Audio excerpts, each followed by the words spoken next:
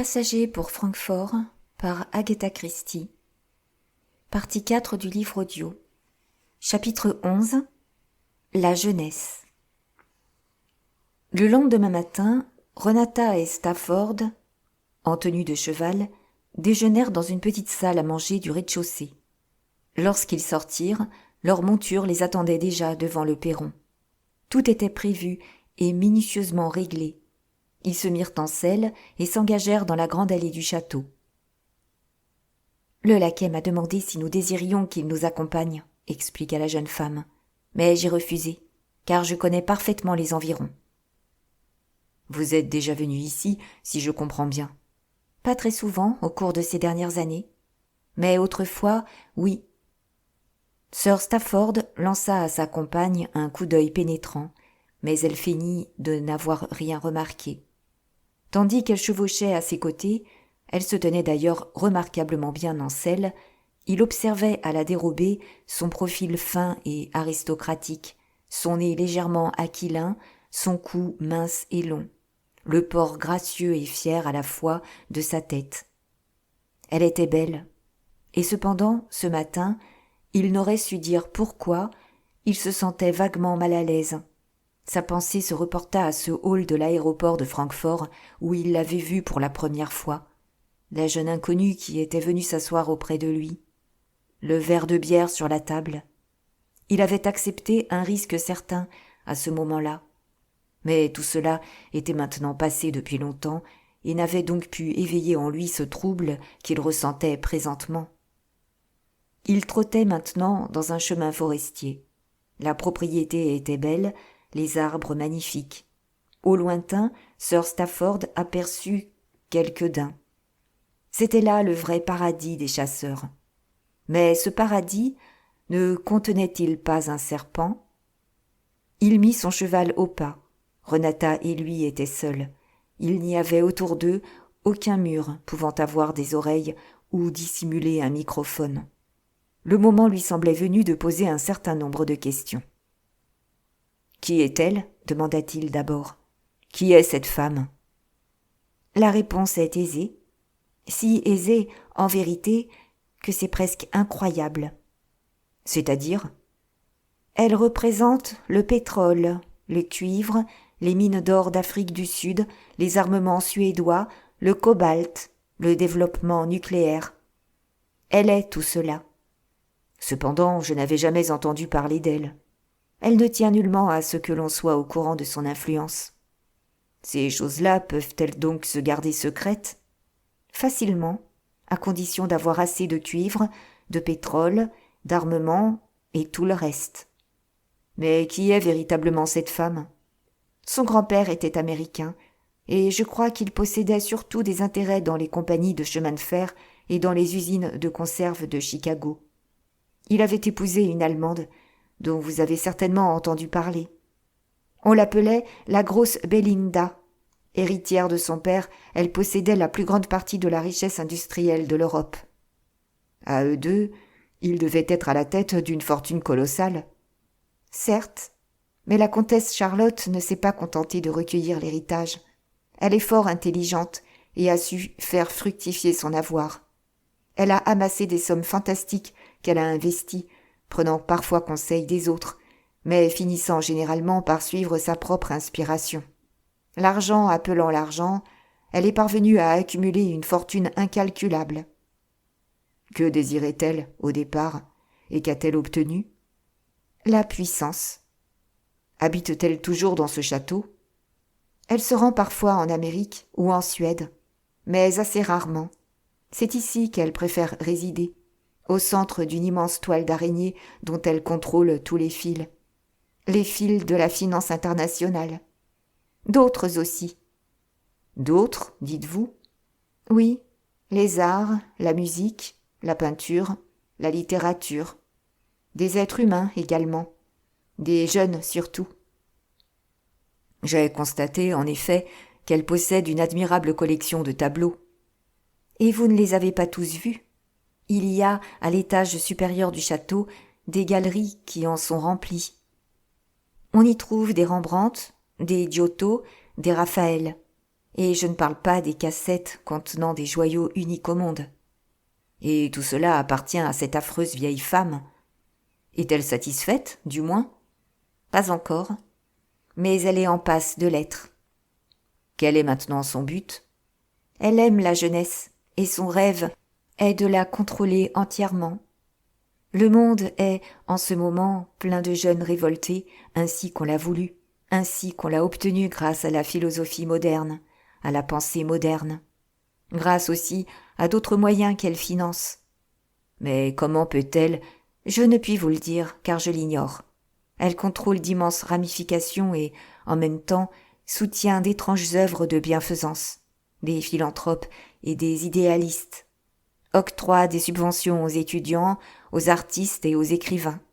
Mais son plan n'est pas encore complet, car il comprend un renversement total de l'ordre établi, renversement qui doit aboutir à la création d'un nouveau paradis terrestre. C'est ce que l'on promet à l'humanité depuis des milliers d'années. Contrôle-t-elle aussi la drogue ? Oui, sans conviction, mais seulement pour parvenir à courber les gens sous sa volonté, car la drogue est le moyen idéal pour hâter la disparition des faibles, de ceux dont elle pense qu'ils ne peuvent servir à rien dans la nouvelle société. Bien entendu, elle n'a jamais pris de drogue elle-même. Et la force ? On ne peut tout obtenir par la seule propagande. Bien sûr que non. La propagande n'est que la première étape. Et derrière elle se constituent de vastes armements. Des armes vont aux pays sous-développés, et de là sont expédiées ailleurs. C'est ainsi que des tanks, des canons et des armes nucléaires partent en direction de l'Afrique et des mers du Sud. En Amérique du Sud, des forces s'organisent, des jeunes hommes et des jeunes femmes sont équipés et entraînés méthodiquement. Et il y a là, également, des dépôts d'armes considérables, et des moyens énormes sont mis en œuvre pour entreprendre une guerre chimique. Mais c'est un véritable cauchemar. Comment êtes-vous au courant de tout cela ? En partie parce qu'on me l'a dit, et en partie parce que j'ai contribué à découvrir certaines choses. Quelles sont vos relations entre cette femme et vous ? Renata se mit à rire. Voyez-vous, il y a toujours derrière les grands projets quelque chose de cocasse ou de stupide. La comtesse Charlotte a été autrefois fort éprise de mon grand-père, qui vivait dans un château situé à quelques kilomètres d'ici. Était-ce, lui aussi, un homme de génie ? Pas le moins du monde. C'était surtout un excellent chasseur, et un très bel homme, passablement dissolu, qui avait beaucoup de succès auprès des femmes. C'est pourquoi la vieille comtesse se considère un peu comme ma protectrice. Et je suis, en quelque sorte, son esclave. Je travaille pour elle. Je découvre les gens qui peuvent lui être utiles. Je transmets ses ordres dans différentes parties du monde. Quoi ? Vous ? Qu'avez-vous donc ? Demanda la jeune femme d'un air intrigué. Rien. Je me posais des questions. C'est tout. Stafford fixait sa compagne d'un regard pénétrant et il repensait à ce qui s'était passé à l'aéroport. Maintenant, il travaillait avec Renata. Il travaillait pour elle. La jeune femme l'avait amené au château. Mais qui le lui avait demandé ? La grosse Charlotte, au sein de sa toile d'araignée ? Il avait la réputation, dans certains milieux diplomatiques, de manquer un peu de sérieux. Mais on avait sans doute considéré qu'il pouvait être apte à certaines autres besognes. Et, dans son esprit en proie à la plus profonde confusion, une question le harcelait, poignante. Renata. J'ai pris un risque sérieux pour elle à Francfort, se disait-il, et je ne le regrette pas, puisque cela a contribué à la sauver. Mais qu'est-elle réellement ? Je n'en sais rien.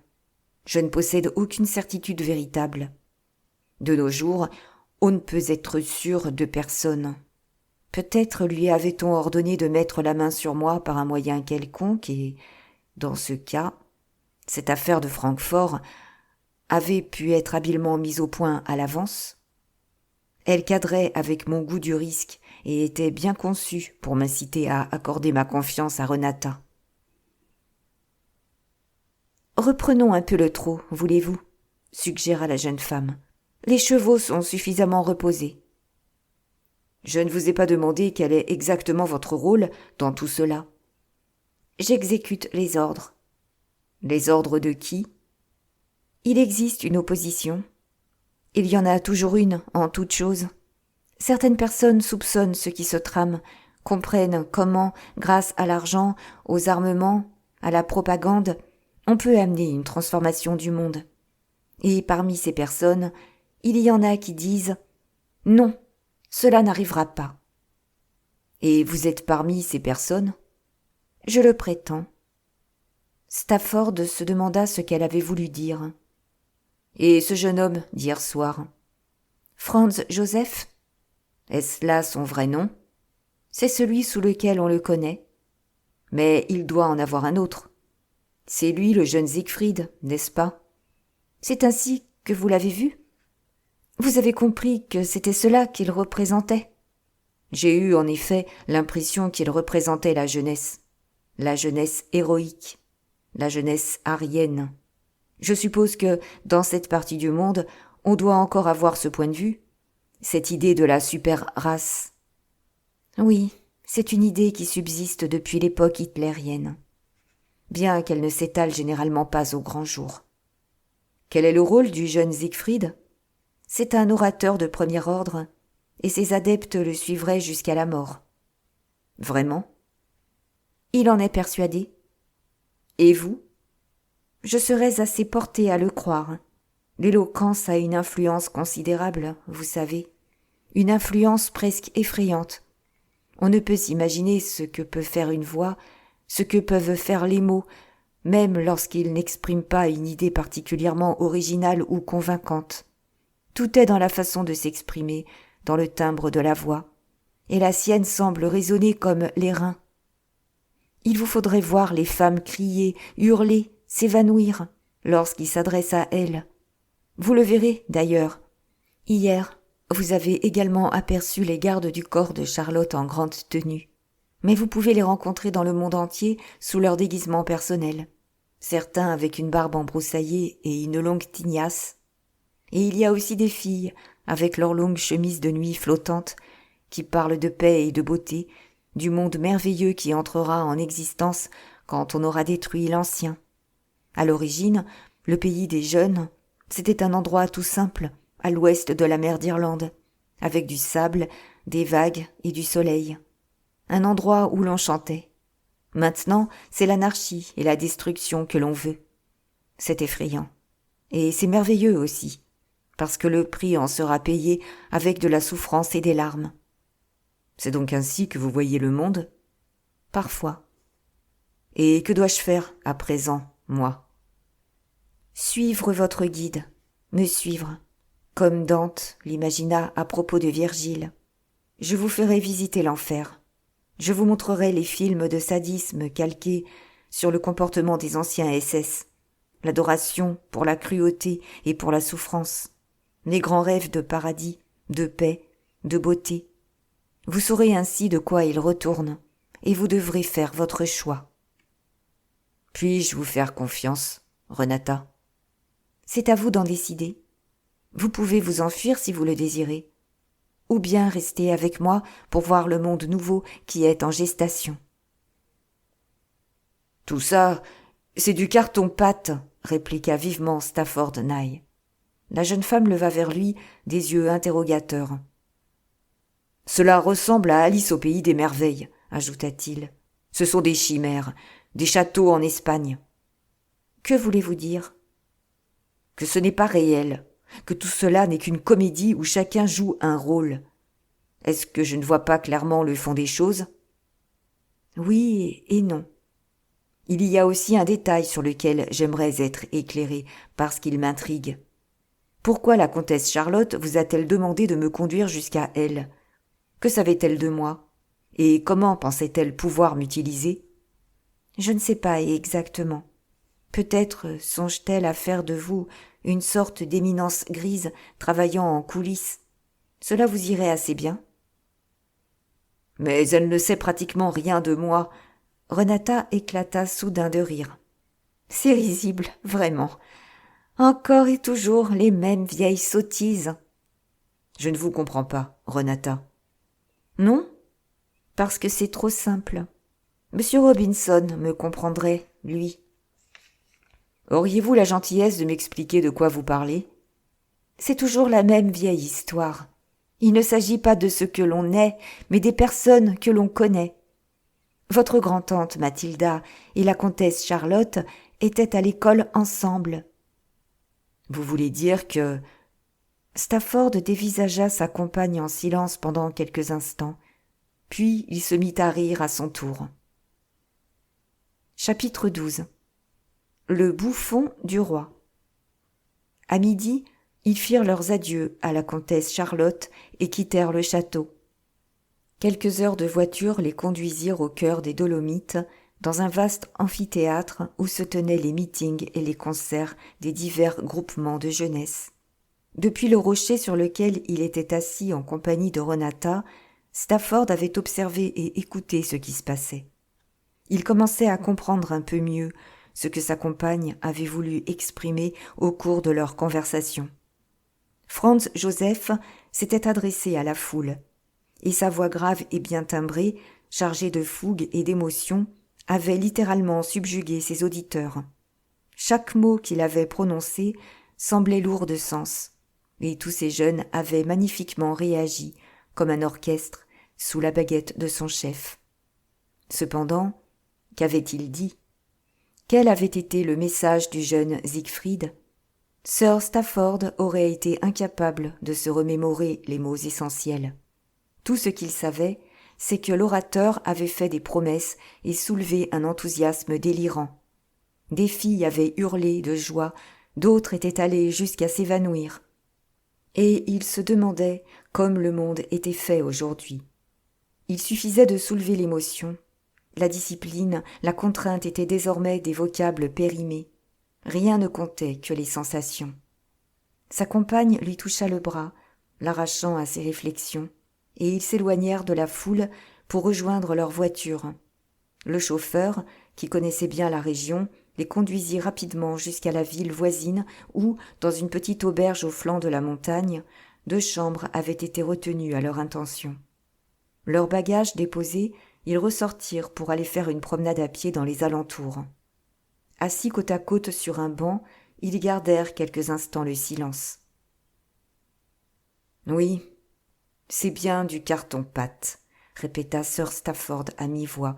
« C'est du chiquet. » Les yeux fixés sur la vallée qui s'étendait au-dessous d'eux, la jeune femme se taisait. « Et alors ?» demanda-t-elle au bout de quelques minutes. « Que pensez-vous de ce que je vous ai montré aujourd'hui ?»« Je suis loin d'être convaincue. » Renata poussa un profond soupir.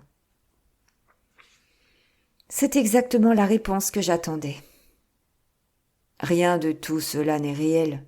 Il s'agit d'une gigantesque mascarade, montée de toutes pièces par un producteur génial et payée par votre amie la comtesse.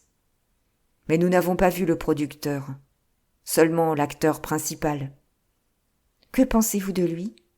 Il n'est pas réel, lui non plus. C'est peut-être un acteur de grande classe, mais un acteur tout de même. Renata se mit à rire et se leva. Elle avait l'air soudain excitée, heureuse et en même temps légèrement ironique. « Je savais, dit-elle, j'étais sûre que vous vous en apercevriez, que vous garderiez les pieds sur terre. C'est ce que vous avez fait jusqu'à présent dans toutes les circonstances de votre vie, n'est-ce pas ? Vous avez le don de déceler les mystifications et les trucages. Vous jugez les gens à leur valeur réelle. Il n'est pas besoin d'aller à Stratford, voir les pièces de Shakespeare, pour savoir quel rôle on doit vous attribuer. Il faut que les rois et les grands hommes aient leurs fous. C'est lui qui est chargé de dire au roi ces 4 vérités. Lui qui fait preuve de bon sens, tout en se moquant de ce qui sert à duper les autres. C'est donc cela que je suis ? Un bouffon de cour ? Ne le sentez-vous pas vous-même ? C'est ce que nous voulons. C'est ce dont nous avons besoin. Vous avez déjà déclaré que tout n'était que comédie. Et combien vous avez raison. Mais les gens s'y laissent prendre. Ils croient toujours les choses merveilleuses, diaboliques ou suprêmement importantes. Ce n'est en général pas le cas, bien entendu. Et il faudrait trouver le moyen de montrer à ces crédules que toute cette mise en scène est aussi stupide qu'artificielle. C'est ce que vous et moi allons essayer de faire. Pensez-vous réellement que nous puissions y parvenir ? Je me rends compte que cela peut paraître hautement improbable, mais vous savez que lorsqu'on a prouvé aux gens la fausseté d'une idée, lorsqu'on leur a démontré qu'ils se trouvent en présence d'une vaste mystification. Vous proposez-vous donc de prêcher un évangile de bon sens ? Bien sûr que non. Personne ne se laisserait convaincre de cette manière, n'est-ce pas ?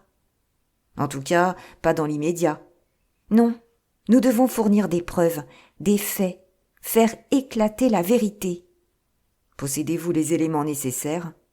Oui, ce que j'ai rapporté avec moi et que vous m'avez aidé à faire entrer en Angleterre. Je ne comprends pas. Vous comprendrez plus tard. Pour l'instant, nous avons un rôle à jouer. Nous sommes prêts et bien disposés, impatients d'être endoctrinés. Nous adorons la jeunesse. Nous sommes des adeptes du jeune Siegfried. Vous pouvez sans aucun doute réussir, mais en ce qui me concerne, c'est moins sûr. Je n'ai jamais été un adorateur de quoi que ce soit. Le fou du roi n'adore rien, il ne fait que dégonfler les idées fausses. Et personne n'apprécie beaucoup cela, je crois. C'est certain. Mais vous ne laisserez pas apparaître cet aspect de votre personnalité. Sauf, naturellement, si vous parlez de vos supérieurs, des politiciens ou des diplomates, des affaires étrangères, de l'Église établie et autres sujets du même ordre. Là, vous pouvez faire preuve d'esprit caustique, de malice, d'amertume et même d'un peu de cruauté. Malgré cela, je ne parviens pas à voir clairement mon rôle dans cette croisade mondiale. On n'a pas su vous apprécier dans le passé, mais le jeune Siegfried fera miroiter l'espoir d'une récompense future. En échange des renseignements que vous fournirez sur votre pays, on vous promettra des postes d'autorité quand le moment sera venu. Ce mouvement est donc véritablement mondial ? Bien entendu. C'est un peu comme ces tornades auxquelles on a donné des noms. Flora ou Little Annie. Elles semblent apparaître aux 4 points cardinaux à la fois. On ne sait pas exactement d'où elles viennent, mais elles détruisent tout sur leur passage. C'est un résultat de cet ordre que l'on désire obtenir avec ce mouvement qui nous occupe. Il faut que tout se passe simultanément en Europe, en Asie et en Amérique, peut-être même en Afrique, bien qu'on n'ait pas, là-bas, fait preuve d'un très grand enthousiasme. Les États africains ont acquis le pouvoir trop récemment. Oui, nous avons affaire à un mouvement mondial dirigé par la jeunesse.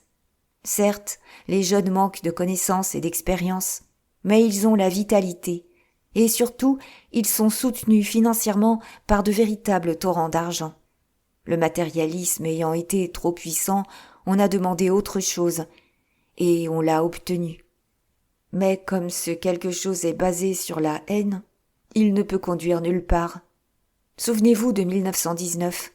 Tout le monde allait répétant que le communisme était la solution universelle, le remède à tous les maux. La doctrine marxiste allait édifier un nouveau paradis sur terre. Il circulait des tas d'idées nobles. Tout cela est très beau, en théorie.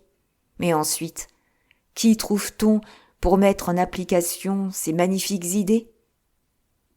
Eh bien, on trouve des hommes identiques, en tout point, à ceux que l'on a connus jusque-là. Vous pouvez bien créer un tiers-monde, du moins chacun le croit-il, mais ce tiers-monde sera peuplé des mêmes individus que le premier, le second, ou appelez-les comme il vous plaira. Et lorsque vous prenez les mêmes individus pour assurer la direction du monde, ils le dirigeront de la même façon, cela va de soi. Il vous suffit, pour vous en convaincre, de vous tourner vers l'histoire. Se soucie-t-on de nos jours d'étudier les leçons de l'histoire ? Non, on préfère porter ses regards sur un avenir fumeux et imprévisible. À une certaine époque, la science devait avoir réponse à tout. Les théories freudiennes et la libération du sexe devaient être le remède à toutes les misères humaines, et il ne devait même plus y avoir de maladie mentale. Si quelqu'un avait prétendu alors que la suppression des refoulements aurait pour conséquence de faire le plein dans les asiles, personne ne l'aurait cru. Stafford Nye interrompit sa compagne. J'aimerais savoir quelque chose. » »« Quoi donc ? » ?»« Où devons-nous nous rendre maintenant ? » ?»« En Amérique du Sud, en passant peut-être par le Pakistan et l'Inde. Et nous devons aller également aux États-Unis, car il s'y déroule des événements fort intéressants à étudier, surtout en Californie. »« Dans les universités, » soupira Stafford. « On commence à en avoir assez des étudiants. Au demeurant, leurs revendications, comme leurs méthodes, ne varient pas. » Ils restèrent silencieux pendant quelques minutes. Le soir tombait, mais les montagnes étaient encore encapuchonnées de pourpre. « Si nous devions encore écouter de la musique en ce moment, » reprit Stafford d'un ton rêveur, « savez-vous ce que je choisirais ? » ?»« Encore du Wagner ? Ou bien vous en êtes-vous enfin libéré ? » ?»« Non, vous avez vu juste. Je choisirais du Wagner. Hans Sachs, assis sous son grand arbre, et disant en parlant du monde, « Folie, folie, tout est folie. » « Oui, répondit Renata, et la musique est belle aussi. »« Mais nous ne sommes pas fous, nous sommes parfaitement saints d'esprit. » »« Éminemment saints, c'est bien de là que proviendra la difficulté. Mais il y a encore autre chose que j'aimerais savoir. »« Oui. »« Peut-être, d'ailleurs, ne voudrez-vous pas me répondre. Tirerons-nous au moins quelque amusement de cette folle aventure dans laquelle nous nous lançons ensemble ? » ?»« Pourquoi pas ? » ?»« Folie, tout est folie. Mais du moins, cela nous distrairait-il. Croyez-vous que nous vivrons longtemps, Marie-Anne ? » ?»« Sans doute pas. »« À la bonne heure. Je suis avec vous, mon ami et mon guide. Aurons-nous un monde meilleur, comme résultat de nos efforts ? » ?»« Je ne le pense pas. Mais ce n'est pas impossible, après tout. »« C'est bon, » répondit Stafford. « En avant !» Livre 3. Chez nous et à l'étranger. Chapitre 13. Conférence à Paris. À Paris, 5 hommes étaient réunis dans une salle qui avait déjà vu un grand nombre de conférences. Et celle qui s'y tenait en ce moment, bien que fort différente des autres, promettait d'avoir une portée historique. Elle était présidée par M. Grosjean, homme à l'esprit soucieux et inquiet, qui avait le don de glisser sur les sujets délicats, mais à qui son charme avait souvent rendu service dans le passé. Aujourd'hui, cependant, cela ne paraissait pas beaucoup l'aider. Le signor Vitelli, qui venait d'arriver d'Italie, par la voie des airs, une demi-heure auparavant, était en train de parler avec force geste. « Cela dépasse tout ce que l'on peut imaginer. Vraiment tout. » « Nous avons nous aussi à souffrir du comportement des étudiants, » répondit Grosjean. « Cela déborde du cadre de la contestation des étudiants. Mais car ils avancent maintenant armés de mitrailleuses. Et ils ont même réussi à se procurer des avions. Ils menacent de s'emparer de toute l'Italie du Nord. C'est de la folie pure. Ce ne sont que des enfants et rien d'autre. Pourtant, ils sont en possession de bombes, d'explosifs de toutes sortes et, à Milan même, ils surpassent en nombre les forces de police. Que pouvons-nous faire ? Je vous le demande. L'armée ? Il est à craindre qu'elle se révolte aussi en se plaçant aux côtés des jeunes. Ces derniers prétendent qu'il n'y a point de salut en dehors de l'anarchie et ils parlent de la création d'un monde nouveau. M. Grosjean poussa un soupir. L'anarchie est évidemment très populaire parmi les jeunes. Ils y croient fermement. Nous le savons depuis les affaires d'Algérie et les difficultés traversées par notre pays et notre empire colonial. « Ah ! Ces étudiants !» s'écria M. Poissonnier. C'était un membre du gouvernement français qui avait les étudiants en horreur. Et si on le lui avait demandé, il n'aurait pas hésité une seconde à déclarer qu'il leur préférait nettement une bonne épidémie de fièvre asiatique ou même de peste noire. N'importe laquelle de ces maladies était, dans son esprit, préférable à l'agitation estudiantine. Et M. Poissonnier rêvait parfois la nuit d'un monde merveilleux où il n'y aurait pas d'étudiants. Quant aux magistrats, voyez leur comportement, continua Grosjean. Les forces de police font encore preuve de loyauté, mais les autorités judiciaires se refusent à prendre des sanctions contre ces jeunes. lesquels ont pourtant porté atteinte à la propriété privée aussi bien qu'à celle de l'État. Et pourquoi agissent-ils ainsi ? J'ai fait procéder récemment à une enquête sur la question. Eh bien, la préfecture prétend que cet état de choses provient du fait que les magistrats trouvent leur niveau de vie insuffisant, spécialement en province, et demandent un relèvement général de leur traitement. « Allons, dit M. Poissonnier, soyez prudent dans vos hypothèses. »« Pourquoi le serais-je ? Il faut que toutes ces choses soient étalées au grand jour. Il y a eu des fraudes gigantesques et des sommes énormes sont en circulation.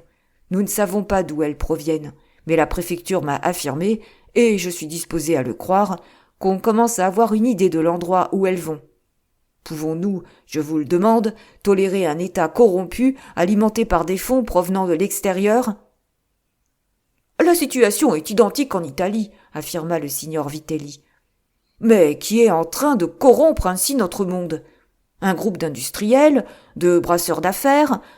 Comment ? Et pourquoi ? Quoi qu'il en soit, il faut faire cesser cet état de choses, déclara Grosjean. Il faut prendre des mesures, faire intervenir l'armée, si c'est nécessaire, et abattre ces anarchistes, ces malandrins, qui surgissent de toutes les classes de la société. L'action par les gaz lacrymogènes s'est montrée assez efficace, fit remarquer Poissonnier. Non, c'est nettement insuffisant. Vous obtiendrez sensiblement le même résultat en faisant peler des oignons par les étudiants. Croyez-moi, il faut avoir recours à d'autres moyens. Vous ne voulez tout de même pas faire usage des armes nucléaires, s'écria Poissonnier d'un air effrayé. Les armes nucléaires ? Quelle blague ! Comment pourrait-on s'en servir ? On ne pourrait les employer dans aucun cas. Certes, elles nous permettraient de détruire la Russie, mais la Russie pourrait également détruire notre pays. Croyez-vous vraiment que ces groupes d'étudiants en train de manifester soient susceptibles d'annihiler les forces de l'ordre ? Très certainement. Il existe des dépôts d'armes de toutes sortes, y compris des armes chimiques, qui ont été dérobées un peu partout, et on peut se demander ce qui va sortir d'une telle situation. La réponse à cette question se présenta d'une manière inattendue, et plus rapidement que n'aurait pu le prévoir M. Grosjean. La porte s'ouvrit à ce moment-là, et le chef de cabinet entra. Il s'approcha, le visage soucieux. « N'avais-je pas précisé que je ne voulais pas être dérangé ?» dit le ministre. « C'est vrai, monsieur le ministre, mais il se passe quelque chose d'inhabituel. » Il se pencha un peu vers son chef pour ajouter. « Le général est là, qui demande audience. » Les autres membres du conseil regardèrent M. Grosjean, puis l'Italien. « Ne vaudrait-il pas mieux, commença M. Coin, le ministre de l'Intérieur, que nous... » Mais, au même instant, la porte s'ouvrit toute grande et un homme pénétra dans la pièce à grandes enjambées. Un homme bien connu, dont la parole avait fait loi et même dominé la loi en France durant de nombreuses années. Et son apparition soudaine était fort désagréable. « Messieurs, je vous salue, dit-il, et je viens à votre secours. Notre pays est menacé. Il faut agir sans plus attendre, et je viens me mettre à votre disposition. J'assume l'entière responsabilité de l'action à entreprendre. La situation est grave, mais l'honneur et le salut de la France sont au-dessus du danger. Une horde d'étudiants, de criminels évadés des prisons, comprenant des assassins et des incendiaires, est déjà en marche. Ils chantent, crient, hurlent, scandent les noms de leurs professeurs, de leurs philosophes, de tous ceux qui les ont conduits sur le chemin de l'insurrection, de tous ceux qui précipiteront la France à sa perte si nous n'agissons pas. Vous êtes ici, en train de palabrer vainement et de vous lamenter sans fin, alors que la situation présente exige une autre attitude. J'ai demandé 2 régiments et alerté les forces aériennes. J'ai également transmis des messages codés à nos voisins et alliés, à mes amis allemands, qui sont à nos côtés dans cette crise. L'émeute, l'insurrection, la rébellion doivent être matées, car le danger menace tout le monde, hommes, femmes et enfants. Il menace la propriété privée. Je vais de ce pas tenter d'apaiser ces jeunes, de leur parler en père. Ils m'écouteront, j'en suis certain. Mais il faudra remanier le gouvernement afin de leur laisser reprendre leurs études sous leurs propres auspices. L'aide pécuniaire qui leur a été allouée jusqu'ici s'avère nettement insuffisante, et leur vie est dépourvue de tout agrément, de toute beauté. Je leur promettrai, en mon nom personnel, que toutes ces choses vont changer. Je leur parlerai aussi en votre nom. Je leur dirai que le gouvernement a fait de son mieux, que vous avez fait le peu que vous étiez capable de faire. Mais il leur faut une autre direction que la vôtre. Il leur faut un guide. C'est de moi qu'ils ont besoin. Eh bien, il faut maintenant que je m'en aille, car j'ai encore des dépêches à expédier. Les armes de dissuasion, utilisées en des endroits écartés, peuvent être mises en action. Vous ne l'ignorez pas. Sous une forme atténuée qui ne présente aucun danger réel, mais qui sera cependant suffisante pour semer la panique et la terreur parmi les manifestants. J'ai pensé à tout, et mon plan ne peut pas échouer. Mon général, nous ne pouvons permettre que vous vous exposiez. Pas un mot de plus, je n'écouterai rien. Je dois suivre mon destin. Le général se dirigea vers la porte.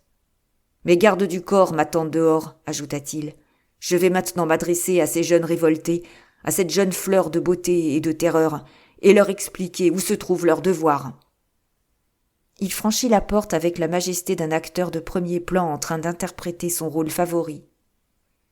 « Bon Dieu, c'est qu'il a l'air de parler sérieusement !» s'écria Poissonnier. « Il va risquer sa vie !» dit le signor Vitelli. « Avec l'état d'esprit actuel des jeunes, il va se faire tuer !» Monsieur Poissonnier ne put réprimer un soupir de satisfaction. Cela pourrait bien arriver, effectivement. « Oui, reconnut-il, c'est possible. On pourrait parfaitement le tuer. »« On ne peut tout de même pas le souhaiter, » intervint Grosjean d'un ton circonspect. Pourtant, M. Grosjean le souhaitait vivement. Il l'espérait, bien que son pessimisme naturel lui soufflât que les choses se passent rarement comme on le voudrait. Puis, une perspective plus redoutable encore se présenta à son esprit. Étant donné les habitudes et le passé du général, il était parfaitement possible que, d'une manière ou d'une autre, il réussit à se faire écouter d'une meute d'étudiants excités et avides de sang, qu'il les incita à croire à ses promesses afin de reprendre le pouvoir qu'il avait détenu autrefois. Ce genre de choses avait eu lieu une ou deux fois au cours de sa carrière, et son magnétisme personnel était tel que les politiciens avaient, dans le passé, subi des défaites au moment où ils s'y attendaient le moins. « Il nous faut l'empêcher d'agir !» s'écria Grosjean. « On ne peut accepter qu'il soit perdu pour l'humanité !» intervint l'Italien. « Tout cela est fort inquiétant. Il a trop d'amis en Allemagne, trop de contacts outre-Rhin, et vous savez que les Allemands sont vite en mouvement lorsqu'il s'agit de questions militaires. Il pourrait parfaitement sauter sur l'occasion. »« Mon Dieu !» s'écria Grosjean en s'épongeant le front. « Qu'allons-nous faire ? Quel est donc ce bruit ? Ne dirait-on pas des coups de feu ? Mais non, ce que vous entendez, c'est le tintement des plateaux dans le bar du rez-de-chaussée. »« Il y a une citation qui me vient en mémoire, » reprit M. Grosjean, qui était grand amateur de théâtre. « C'est une citation de Shakespeare. Personne ne me débarrassera-t-il donc de ce... »« Prêtre insoumis, » compléta M. Poissonnier. « Un fou comme le général est plus dangereux qu'un prêtre. Un prêtre serait actuellement inoffensif, quoique le pape ait reçu hier une délégation d'étudiants. Et il leur a accordé sa bénédiction en les appelant ses enfants. C'est un geste de chrétien, dit M. Coin. Même avec des gestes de chrétien, on peut aller trop loin, décréta M. Grosjean. Chapitre 14. Conférence à Londres. Au numéro 10 de Downing Street, M. Cédric Lazenby, Premier ministre de Sa Majesté, était assis à l'extrémité de la table et considérait sans plaisir apparent les membres de son cabinet. Il avait l'air fermé, mais c'était seulement lors de ses conseils de cabinet qu'il prenait cette expression soucieuse et abandonnait le visage qu'il présentait habituellement au monde, image d'un optimisme béat qu'il avait si souvent servi au milieu des vicissitudes de sa carrière politique. Il regarda Gordon Chetwynd, qui fronçait les sourcils, Sir George Packham, qui se tourmentait manifestement, l'imperturbable colonel Munro, le général Kenwood, commandant l'armée de l'air, un homme aux lèvres pincées qui ne se donnait même pas la peine de dissimuler le profond mépris qu'il éprouvait pour les politiciens. Il y avait encore l'amiral Blunt, personnage imposant qui était en train de tambouriner sur la table en attendant que vînt son tour de manifester. « Tout cela n'est pas très rassurant, il faut le reconnaître, » disait le général Kenwood. « 4 de nos avions détournés sur Milan au cours de la semaine dernière, et leurs passagers emmenés quelque part en Afrique par des Noirs. »« La puissance noire, » dit pensivement le colonel Munro. « Ou rouge, » intervint Lazenby. « Voyez-vous, je pense que toutes nos difficultés proviennent de l'endoctrinement soviétique. Si on pouvait entrer en contact avec les Russes, avoir avec eux une rencontre à l'échelon supérieur, je crois véritablement... » « Tenez-vous-en donc aux faits, » interrompit l'amiral, « et ne recommencez pas à débloquer avec vos Russes. Tout ce qu'ils désirent, pour le moment, c'est se tenir à l'écart de tout ce gâchis. Ils n'ont pas autant d'ennuis avec leurs étudiants que la plupart des autres pays, et ce qui les intéresse au premier chef, c'est d'avoir l'œil sur les Chinois et essayer de deviner ce qu'ils mijotent. Je crois tout de même que l'influence personnelle... Contentez-vous de vous occuper de votre propre pays. Au lieu de nous égarer dans des considérations d'ordre général, je crois que nous ferions mieux d'entendre un rapport circonstancié sur les événements qui se déroulent actuellement. » Gordon Chetwynd tourna les yeux vers le colonel Munro. « Vous voulez des faits ? Parfait. Je vous avertis qu'ils sont passablement désagréables. Je présume que ce que vous désirez entendre, ce ne sont pas tant les détails isolés que l'exposé de la situation générale en Europe. C'est bien cela. Faisons donc un bref tour d'horizon. En France, le général est toujours hospitalisé, avec 2 balles dans le bras. Et il y a des remous sérieux dans les milieux politiques, car de vastes portions du territoire sont déjà aux mains de ce que l'on appelle les troupes du jeune monde. « Ces jeunes possèdent-ils donc des armes ?» demanda Chetwynd d'un air horrifié. « Des quantités, » affirma le colonel. On ne sait pas exactement comment ils sont parvenus à se les procurer, bien que l'on ait quelques soupçons sur la question. Mais ce qu'on n'ignore pas, c'est qu'un contingent d'armes de toutes sortes a quitté récemment la Suède à destination de l'Afrique occidentale. Selon les rapports de nos services de renseignement, il y a là quelque chose d'étrange. J'ai sous les yeux une liste des armements envoyés en Afrique. Le point intéressant, c'est qu'ils en sont repartis presque aussitôt. On en a pris officiellement livraison, ils ont été payés ou non, je l'ignore. Mais ce qui est certain, c'est que, moins de 5 jours plus tard, ils avaient quitté le pays pour une destination inconnue. Comment expliquez-vous cela ? Il semble, répondit Munro, qu'il n'a jamais été réellement destiné à l'Afrique occidentale. Il est probable qu'ils ont été réexpédiés au Proche-Orient, en direction du golfe Persique, de la Grèce ou de la Turquie. De même, un certain nombre d'avions qui avaient été livrés à l'Égypte sont repartis pour l'Inde, et de là réexpédiés en Russie. Je croyais même qu'ils avaient aussi quitté la Russie. J'avoue que je ne comprends pas, soupira Sir George. On se demande... Il semble y avoir quelque part une organisation centrale qui contrôle les approvisionnements de toutes sortes. Avions, armes, bombes, explosifs et bombes utilisées pour la guerre bactériologique. Tous ces stocks sont expédiés dans les directions les plus inattendues. Ils sont ensuite acheminés par des routes secondaires et utilisés par les régiments. Si tant est qu'on puisse employer ce terme, des forces du jeune monde, ainsi que par les groupes de guérilleros et par tous ceux qui prêchent l'anarchie. Voulez-vous laisser entendre que nous sommes en présence d'une véritable guerre mondiale ? S'écria Lazenby d'un air scandalisé. Un homme impassible, au visage asiatique, assis un peu plus loin, n'avait pas encore ouvert la bouche. Il leva lentement la tête et un sourire énigmatique passa sur ses lèvres. C'est ce que nous sommes bien forcés d'admettre, maintenant. Nos observateurs nous ont affirmé « Mieux vaut abandonner vos observations et laisser l'ONU s'occuper de cela. » L'homme resta impassible. « Ce serait contraire à nos principes, » déclara-t-il d'un ton calme. Le colonel éleva un peu la voix pour poursuivre son exposé. « Il y a des troubles dans tous les pays. L'Asie du Sud-Est a proclamé depuis longtemps son indépendance, Et en Amérique du Sud, à Cuba, au Pérou, au Guatemala, le pouvoir est divisé. Quant aux États-Unis, vous n'ignorez pas que Washington a été à peu près entièrement détruit par le feu. Chicago est soumis à la loi martiale, et l'Ouest, tout entier, est aux mains des troupes du Jeune Monde. Et je suppose que vous êtes au courant de la mort de Sam Cortman, tué hier soir d'une balle de revolver sur le perron de l'ambassade américaine.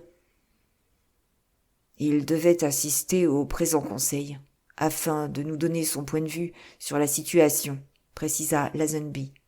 « Je ne pense pas que cela nous aurait beaucoup aidé, répondit le colonel Munro. C'était un brave garçon, mais pas très énergique. Mais qui donc est responsable de tout cela ? S'écria le Premier ministre. Ce pourrait être les Russes, bien entendu. Il se voyait déjà en train d'aller faire un voyage à Moscou. Le colonel Munro hocha la tête. J'en doute fort. Les Chinois, alors ? Non. Vous n'ignorez pas, je suppose, qu'il y a en Allemagne une poussée néo-nazie considérable. Vous ne pensez pas vraiment que les Allemands pourraient ? Je ne crois pas qu'ils soient nécessairement à l'origine des troupes actuelles. Mais on ne peut en écarter la possibilité. Ils ont déjà agi de cette façon dans le passé, préparant soigneusement leurs plans pendant des années et attendant. Ensuite, l'objet d'agir. Ce sont des organisateurs remarquables, vous savez, et je ne puis m'empêcher de les admirer. L'Allemagne semble pourtant extrêmement pacifique et fort bien gouvernée. C'est vrai, mais jusqu'à un certain point seulement. Vous rendez-vous compte que l'Amérique du Sud est pratiquement menée par les néo-nazis et qu'il y a là-bas une puissante organisation dépendant du Jeune Monde ? Les membres se donnent le nom de super-ariens et utilisent les mêmes vieux trucs hitlériens. Croix gammée, salut nazi et le reste. Ils ont à leur tête un individu qui se fait appeler le jeune Siegfried. On frappa légèrement à la porte et le secrétaire passa la tête par l'entrebâillement. « Le professeur Eckstein, annonça-t-il. « Nous ferions bien de le laisser entrer, suggéra Lazenby. Si quelqu'un peut nous fournir des renseignements sur nos armes les plus récentes, c'est bien lui. Il se peut que nous ayons dans notre manche quelque chose susceptible de mettre fin à cette folie. » Monsieur Lazenby ne se contentait pas d'être un voyageur professionnel et d'aller jouer les médiateurs dans les différentes parties du monde. Il avait aussi un fond d'optimisme intarissable que les résultats obtenus justifiaient rarement. La bonne arme secrète serait certes la bienvenue, déclara l'amiral Blunt. Le professeur Eckstein, que beaucoup considéraient comme le plus grand savant anglais contemporain, semblait, à première vue, absolument insignifiant. C'était un homme de petite taille, au visage maigre et orné de côtelettes à l'ancienne mode, qui faisait sans cesse entendre une voix rauque et asthmatique. Il avait, dans la plupart des circonstances, l'attitude de quelqu'un qui chercherait à se faire pardonner son existence. Dès son entrée dans la pièce, il se mit à tout sauter d'un air gêné et à agiter nerveusement les mains. Il prit place dans le fauteuil qu'on lui désignait et jeta autour de lui un coup d'œil indécis. Puis, portant une main à sa bouche, il se mit en devoir de se ronger les ongles. « Les responsables des différents services se trouvent ici, » expliqua Sir George Packham. « Et nous sommes tous impatients d'avoir votre opinion sur la conduite à tenir dans les circonstances dramatiques que nous traversons. »« Ah oui, la conduite. À tenir, » bégaya le savant. Le silence plana quelques instants sur la pièce. « Le monde est en train de glisser rapidement vers l'anarchie complète, » reprit Sir George. « C'est du moins ce que j'ai lu dans les journaux, mais je ne me fie guère à ce que racontent les journalistes. Ils sont incapables de faire preuve de la moindre objectivité, de la moindre exactitude. »« J'ai cru comprendre que vous aviez fait récemment plusieurs découvertes importantes, professeur, » dit Lazenby sur un ton qu'il voulait encourageant. « C'est exact, » répondit Eckstein, en s'animant quelque peu. « Nous avons mis au point des armes chimiques fort dangereuses, pour le cas où nous en aurions besoin un jour. Procédés de guerre bactériologiques, gaz toxiques, amenés par les conduites normales, pollution de l'air sur une grande échelle, empoisonnement des eaux de table. Oui, si vous le désiriez, on pourrait tuer la moitié de la population de la Grande-Bretagne en moins de 3 jours. Le savant se frotta les mains d'un air satisfait. « C'est cela que vous voulez ?»« Bien sûr que non !» s'écria Lazenby, horrifié. « Ma foi, je croyais. Ce n'est pas que nous manquions d'armes meurtrières. Nous n'en possédons même que trop, et celles que nous avons sont excessivement dangereuses. La difficulté consisterait à conserver la vie à certaines personnes. À nous, par exemple. Aux gens qui sont au sommet de l'échelle, comprenez-vous ? » Il fit entendre un petit rire poussif qui révélait sa satisfaction intime. « Je vous répète que ce n'est pas cela que nous désirons, insista le Premier ministre. Il ne s'agit pas de ce que vous désirez, mais de ce que nous possédons. Toutes nos armes sont terriblement meurtrières. Si vous voulez exterminer toutes les personnes âgées de moins de 30 ans, par exemple, vous pourriez le faire aisément. Seulement, il vous faudrait aussi englober dans le nombre des victimes des gens plus âgés, car il serait difficile de séparer systématiquement les uns des autres. En ce qui me concerne, je serais contre cette méthode, car nous avons, dans les services de la recherche, quelques jeunes savants remarquables. Sanguinaires, mais intelligents. « Qu'est-ce qu'il s'est donc passé pour que le monde aille si mal ?» grommela le général Kenwood. « Tout est là, » répondit le professeur. « Nous ignorons la réponse à cette question. Nous savons aujourd'hui bien des choses sur la Lune, sur la biologie. Nous savons transplanter des cœurs et des foies, et j'espère que nous pourrons bientôt en faire autant avec les cerveaux, bien que j'ignore ce que cela pourra donner. Mais nous ne savons pas qui est à l'origine des troubles actuels. Il y a pourtant un responsable, c'est évident, quelqu'un de très puissant, qui se tient à l'arrière-plan. Oui, il faut qu'il y ait dans la coulisse un noyau de cerveau subtil qui dirige tout. Nous avons pu le constater dans notre pays et dans d'autres, mais cela prend maintenant de l'extension, puisqu'il y a des troubles jusque dans l'hémisphère sud. Et on peut s'attendre à ce que cela s'étende jusqu'au cercle antarctique. Le professeur n'avait pas l'air mécontent de son diagnostic. Les gens malveillants, oui, ce peut être de la malveillance, pour l'amour de la malveillance elle-même, ou pour l'amour de l'argent et du pouvoir. C'est difficile à déterminer. Mais les pauvres moutons qui suivent ne le savent pas. Ils aiment la violence, mais ils n'aiment ni le monde tel qu'il est, ni notre attitude matérialiste, ni les méthodes que nous employons pour gagner de l'argent. Ils n'aiment pas non plus la pauvreté et ils veulent un monde meilleur.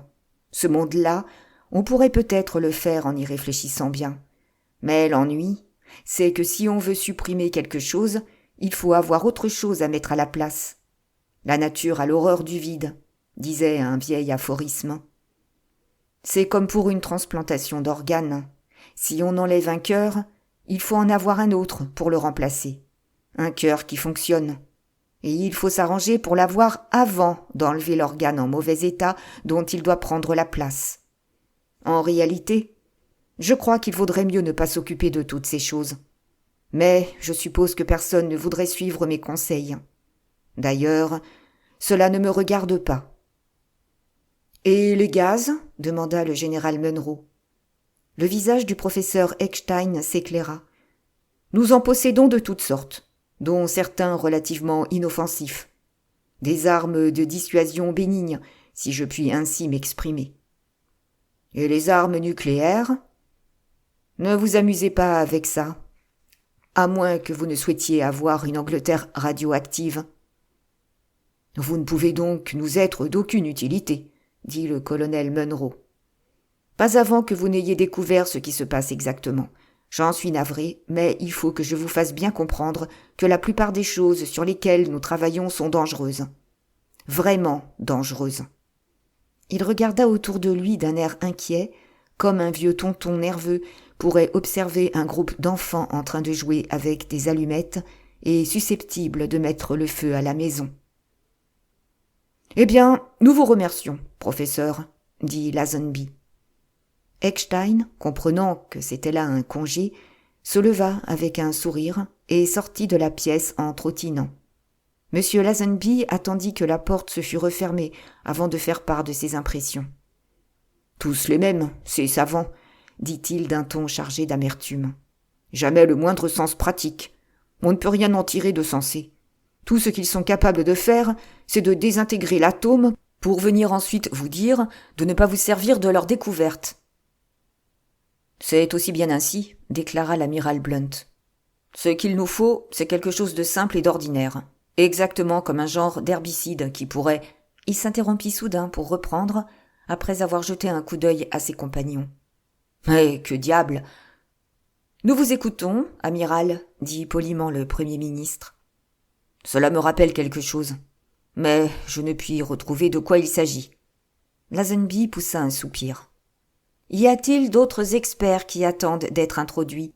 demanda Gordon Chetwynd en jetant un coup d'œil impatient à sa montre. « Je suppose que le vieux Pikeway doit être là. Il a une photo, ou un dessin, ou une carte, je ne sais pas trop, qu'il désire nous montrer. » « De quoi s'agit-il ? » ?»« Je ne sais pas. Probablement des balivernes. Mais on peut toujours voir. » Horsham l'accompagne. Il se peut qu'il ait du nouveau à nous communiquer. Le colonel Pikeway entra en clopinant. Il tenait dans sa main un rouleau de papier qu'il étala sur la table avec l'aide de Horsham, afin que tout le monde puisse examiner le document. « Ce n'est pas exactement à l'échelle, mais cela nous donne une vague idée, » commença le colonel Pikeway. « Qu'est-ce que cela représente ? Vous pouvez donner des explications, Horsham, puisque vous connaissez l'idée générale. » « Je ne sais pas ce que l'on m'a raconté, mais ceci paraît être le schéma d'une vaste organisation qui contrôle le monde. Que veulent dire les lettres inscrites dans les cercles ? La lettre A signifie armement. Une personne ou un groupe de personnes contrôle les armements, explosifs, canons, fusils. Dans le monde entier, les armes sont fabriquées selon un plan déterminé et à la cadence voulue, puis elles sont expédiées aux nations sous-développées et aux pays en guerre. Mais elles n'y restent pas. Elles sont presque aussitôt réexpédiées ailleurs, aux guérilleros du continent sud-américain, aux émeutiers des États-Unis, à différents pays d'Europe ou dans les dépôts de la puissance occulte. Le D représente la drogue. Un réseau de fournisseurs expédie depuis les différents dépôts toutes les catégories de drogue, des plus inoffensives aux plus dangereuses. Le quartier général semble se trouver au Levant. On retire de ce trafic des sommes énormes, mais il ne s'agit pas seulement de commerce. Il y a un côté plus sinistre. Les drogues sont utilisées pour éliminer les faibles parmi les jeunes, ou pour les asservir complètement et en faire de véritables esclaves prêts à tout pour pouvoir continuer à satisfaire le vice qu'on leur a inculqué. Kenwood fit entendre un petit sifflement. « Et vous ignorez qui sont les pourvoyeurs ? » « Nous en connaissons bien quelques-uns, mais c'est du menu fretin en comparaison des vrais responsables. Ils reçoivent la camelote du Levant ou d'Asie centrale dans des pneus de voiture, dans des sacs de ciment ou de toute autre manière. Elle est ensuite distribuée dans le monde entier. Le F désigne la finance, l'argent. Il vous faudra vous adresser à M. Robinson pour avoir des renseignements à ce sujet. D'après une note que j'ai ici, l'argent provient surtout des États-Unis. Mais il y a aussi un quartier général important en Bavière, ainsi qu'en Afrique du Sud, où se trouvent des stocks d'or et de diamants. La plus grande partie de cet argent est expédiée en Amérique du Sud. Un des principaux administrateurs, si toutefois je puis me permettre d'employer ce terme, est une femme, très puissante et intelligente, vieille, mais encore active et redoutable. Elle s'appelle Charlotte Krapp, et son père possédait en Allemagne les vastes usines Krapp. C'est un véritable génie de la finance, et elle opère surtout à Wall Street. Elle a accumulé une fortune colossale en investissant ses capitaux dans le monde entier. Elle est propriétaire de compagnies de transport, d'entreprises industrielles, et elle vit en Bavière, dans un château où elle dirige tout. Le S représente la science, en particulier les nouvelles connaissances concernant les armes chimiques et biologiques. Et il y a, croyons-nous, aux États-Unis, de jeunes savants qui se consacrent entièrement à la cause de l'anarchie. Quand on est jeune, on veut un monde nouveau. Et il faut commencer par démolir l'ancien, exactement comme vous démolissez une vieille maison avant d'en construire une neuve à sa place. Mais si vous ne savez pas où aller, si vous ignorez dans quelle direction on vous attire, où on vous pousse, à quoi ressemblera ce monde nouveau, et que deviendront ceux qui y ont cru lorsqu'ils l'atteindront enfin? Certains seront esclaves, d'autres aveuglés par la haine, la violence, le sadisme. D'autres, cependant, que Dieu leur vienne en aide, conserveront leur idéal, aussi crédules que les Français de 1789 qui étaient persuadés que la Révolution allait apporter au peuple la paix et le bonheur. « Mais que pouvons-nous faire ?» demanda l'amiral Blunt. « Tout ce qui est en notre pouvoir. Nous faisons déjà l'impossible, je puis vous l'assurer. Nous avons des gens qui travaillent pour nous dans tous les pays. Des agents, des enquêteurs qui glanent des renseignements et nous les apportent.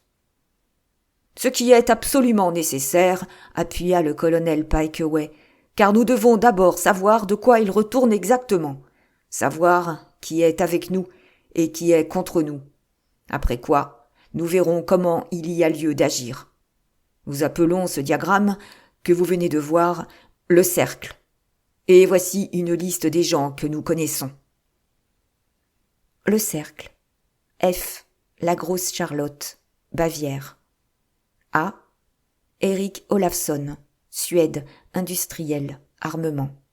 D. Connu sous le nom de Déméstrios. Smyrne, drogue.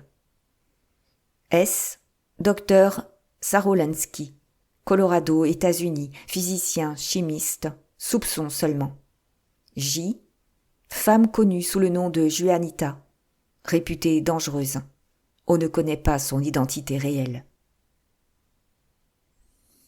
Merci pour votre écoute. N'oubliez pas de vous abonner pour ne manquer aucun épisode. Si vous avez aimé, merci de liker, mettre un commentaire et partager.